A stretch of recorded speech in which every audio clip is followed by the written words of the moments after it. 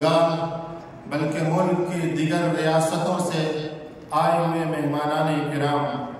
اللہ رب العالمین کا کرم ہے کہ اللہ تعالیٰ نے ہمیں دین کے ایک اہم حکم کی حفاظت کے لیے یہاں جمع ہونے کی توفیق عطا فرمائی۔ ہم سب یہاں تحفظ اوقاف کے تعلق سے جمع ہوئے ہیں۔ وقف کوئی بھی ایمان والا اللہ کی رضا کے لیے،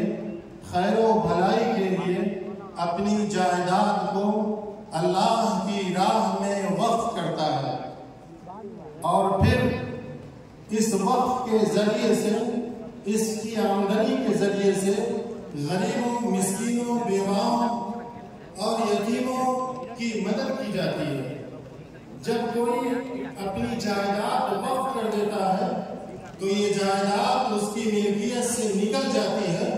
اور اللہ کی ملکیت میں چلی جاتی ہے۔ انسان اپنی جائیداد کی حفاظت کے لیے مال اور جان سب کچھ قربان کرتا ہے اور اس کی حفاظت میں لگا رہتا ہے، اور جو چیز اللہ کی ملکیت ہو جائے اس کی حفاظت امت مسلمہ کی بڑی اہم ذمہ داریوں میں سے ہے۔ آج اوقاف کی حفاظت کا مسئلہ ہے۔ ہمیں غور کرنا چاہیے کہ اسلام میں وقت کی حفاظت کا باضابطہ الگ سے نظام قائم ہے۔ جب کوئی وقف کرتا ہے تو واقف کے اختیار میں بھی نہیں ہے کہ وہ وقف کی آمدنی کو اپنے وقف کرنے وقت جو ان کے منشا تھے اس کے خلاف استعمال کرے۔ واقف خود یا متولی اس کا صرف نگراں ہوتا ہے، اس کا صرف امین ہوتا ہے، منتظم ہوتا ہے، اس کو قطعی گنجائش نہیں، اختیار نہیں ہے کہ وہ وقف کی جائیداد میں کسی طرح کا بھی کوئی خرد برد کرے۔ تو بتائیے، جب اسلام کا یہ واضح حکم ہے کہ کسی طرح کا کوئی خرد برد وقف کی جائیداد میں خود واقف نہیں کر سکتا ہے، متولی نہیں کر سکتا ہے، تو حکومت یا حکومت کی طرف سے قائم کردہ وقف کونسل یا وقف بورڈ یا وقف بورڈ کی ضلعی کمیٹیوں کو یہ کیسے اختیار مل سکتا ہے کہ وہ اپنی جائیداد کو جیسے چاہے، جہاں چاہے خرچ کرے، صرف کرے؟ یہ ممکن نہیں ہے۔ اللہ کے رسول صلی اللہ علیہ وسلم نے واضح طور پر فرمایا، لا ایمان لمن لا امانت لہ، کہ اس شخص کا ایمان معتبر نہیں جس کے اندر امانت کا باز و لحاظ نہیں ہے۔ یاد رکھیے، ہم سب کی ذمہ داری ہے کہ اوقاف کمیٹی میں ایسے لوگ ہوں جو ایماندار ہوں، دیانتدار ہوں، جو اوقاف کے احکام، اوقاف کے انتظام و انصراف کی صلاحیت رکھتے ہو۔ ایسے افراد کو وقت کا منتظم بنائیں۔ اگر ایسے افراد وقف کمیٹی میں ہوں گے تو یقیناً وقف کمیٹی وقف کی جائیداد خرد برد سے پاک صاف ہوگی۔ اوقاف پر حملہ کوئی یہ نیا معاملہ نہیں ہے، بلکہ جب ملک غلام ہوا اور مسلمانوں کے اختیار سے حکومت چلی گئی تو اس وقت بھی انگریزوں نے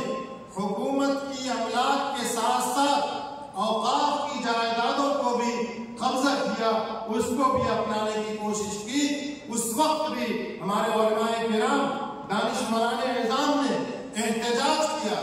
اس کے لیے قانونی لڑائی لڑی، اور پھر 1863 میں انگریز حکومت نے اوقاف کی تولیت کو تسلیم کیا۔ پھر یہ ملک جب آزاد ہوا،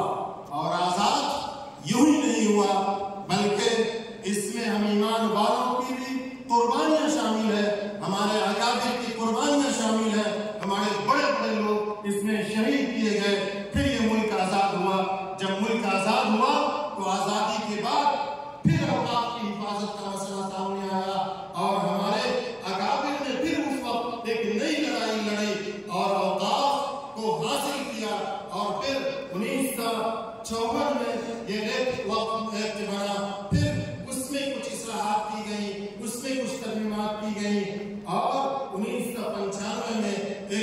وقت ایک بنا ترمیم کے ساتھ پھر جو اس میں خامیاں تھی کمیاں تھی ہمارے بڑوں نے، جیسا کہ ابھی آپ کو مفتی سوراب صاحب نے بتایا کہ خاص طور سے مفکر اسلام حضرت مولانا محمد ولی رحمانی صاحب رحمۃ اللہ علیہ امیر شریعت صاحب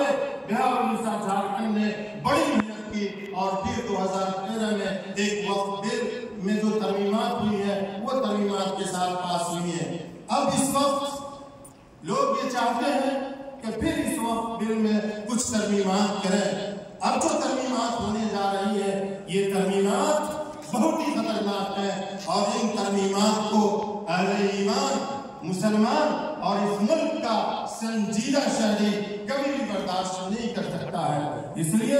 آج کے اس اجلاس میں ہم حکومت ہند سے یہ اعلان کرنا چاہتے ہیں کہ ہم تمہارے یہ جو 2024 کا ترمیمی بل ہے اس کو ہم مسترد کرتے ہیں، کسی قیمت پر بھی ہم اسے قبول نہیں کریں گے۔ بھائیو، ہم یہ بھی اعلان کرتے ہیں کہ ہم کسی بھی طرح کا کوئی ظالمانہ قانون، کوئی جابرانہ دستور ہم اپنے اوپر مسلط نہیں ہونے دیں گے۔ ہم وقت کی حفاظت کے لیے اپنے مال کا آخری حصہ قربان کریں گے، اپنی جان کا آخری خون کا قطرہ قربان کریں گے، لیکن ہم اس جائیداد سے کبھی بھی دستبردار نہیں ہو سکتے ہیں۔ اور دوسری بات یہ کہ آپ سب اس بات پر غور کریں کہ وقت کی جائیداد جس طرح ہم ایمان والوں کے لیے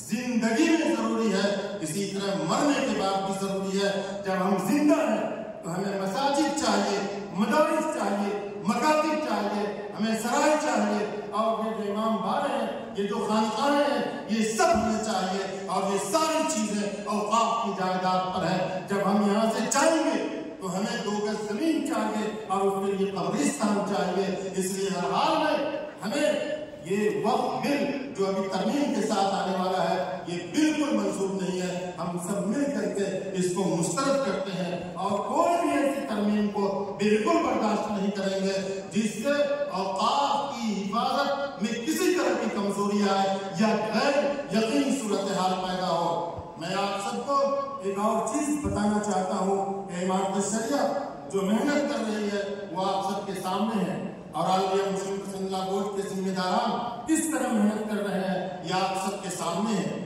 میں آپ کو یہ بتانا چاہتا ہوں کہ امارت الشریعہ بہار اڑیسہ جھارکھنڈ اور بنگال میں اس کے دارالقضاء کا ایک پھیلا ہوا نظام ہے، سینکڑوں قضات موجود ہیں، اور ملک کے دیگر ریاستوں میں بھی جو قضات موجود ہیں وہ بھی امارت الشریعہ کے مرکزی دارالقضاء کے تربیت یافتہ ہیں۔ قربان جائیے ہمارے جوان صاحب مفکر ملت امیر شریعت حضرت مولانا احمد ولی فیصل رحمانی صاحب دامت برکاتہم کو کہ انہوں نے یہ اعلان فرمایا ہے کہ ہمارے تمام قضات بہار اڑیسہ جھارکھنڈ بنگال کے تمام قضات اس پروگرام سے فارغ ہونے کے بعد ہر ضلع میں اپنے اپنے حلقہ میں وہاں کے سماج کے ذمہ داروں کے ساتھ، دانشوروں کے ساتھ، اہل علم کے ساتھ ہر ضلع میں امارت الشریعہ کا جو میمورنڈم حضرت امیر شریعت دامت برکاتہم کی نگرانی میں تیار ہوا ہے وہ ہر ضلع کے ڈی ایم کو جا کر کے دے، اور اس بات کی تاکید کرے کہ ہر ڈی ایم مسلمانوں کا یہ میمورنڈم، مسلمانوں کا یہ پیغام پی ایم تک پہنچائے تاکہ اس ملک میں اوقاف کی حفاظت ہو سکے۔ اللہ رب العالمین سے آخر میں یہ دعا ہے کہ ہم سب کو اللہ تعالیٰ اوقاف کی حفاظت کی ہمت دے، حوصلہ دے، اور اکابر کی جو یہ ہمارے اکابر کی جو یہ امانت ہے اس کی حفاظت کی توفیق عطا فرمائے۔ ربنا تقبل منا انک انت السمیع العلیم وتب علینا انک انت